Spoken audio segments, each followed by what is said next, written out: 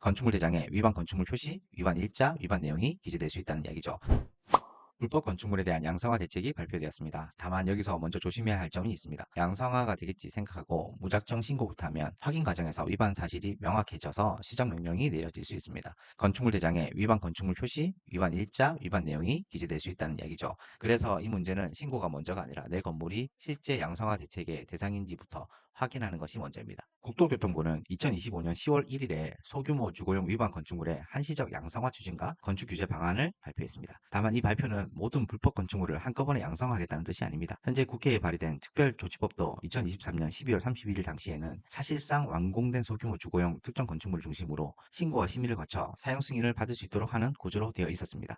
또 신고만 하면 끝나는 것이 아니라 구조 안정, 위생, 방화 등의 지장이 없고 이행강제금 체납이 없는 경우 등을 전제로 하고 있습니다. 그래서 첫 번째로 확인할 것은 내 건물이 소규모 주거용 대상에 들어가는지입니다. 두 번째로 확인할 것은 위반 내용이 무엇인지입니다. 위반 내용이 무단 증축인지, 무단 대수선인지, 사용 승인의 문제인지, 용도 변경의 문제인지에 따라서 판단이 달라질 수 있기 때문입니다. 같은 옥상 구조물이라도 모두 동일하게 보지 않는 이유가 여기에 있습니다. 예를 들어서 다가구 주택 옥상에 비를 막기 위한 구조물을 설치한 경우가 있다고 가정해 보겠습니다.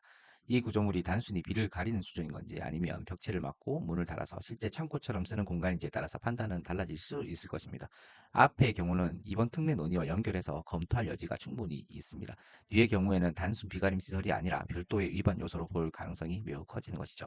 같은 옥상이라도 결과가 달라질 수 있다는 뜻입니다. 이 부분에서 많이 오해하는 것이 있습니다. 정부는 노후주택의 외부 계단과 옥상 등에 설치되는 비가림 시설, 그리고 다가구, 다세대 주택의 보일러실에 대해서 충수 또는 면적 산정에서 제외하는 방향을 제시해 왔습니다. 하지만 이것이 모든 옥상 창고를 자동으로 합법화하겠다는 의미는 아닙니다.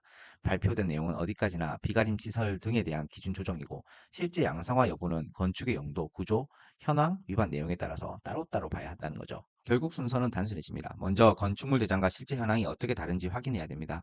문제가 되는 부분이 어떤 유형의 위반인지를 정리해야 되고요. 그 건물이 소규모 주거용 양성화 대책에 들어가는지를 검토해야 됩니다. 법안상으로도 소유자는 설계도서와 현황조사서를 첨부해서 신고하도록 되어 있습니다. 아무 준비 없이 먼저 신고하는 방식은 그래서 위험할 수 있습니다. 정리하면 이렇습니다. 양성화 대책은 발표됐지만 모든 불법 건축물이 다 되는 건 아닙니다. 특히 옥상 구조물은 비가림 시설인지 창고성 공간인지에 따라서 판단이 매우 달라질 수 있다는 거죠. 따라서 무작정 신고부터 할 게 아니라 내 건물이 실제 기준이 들어가는지부터 확인해야 됩니다. 끝까지 시청해주셔서 감사합니다. 공실구조대는 더 좋은 콘텐츠로 만나겠습니다.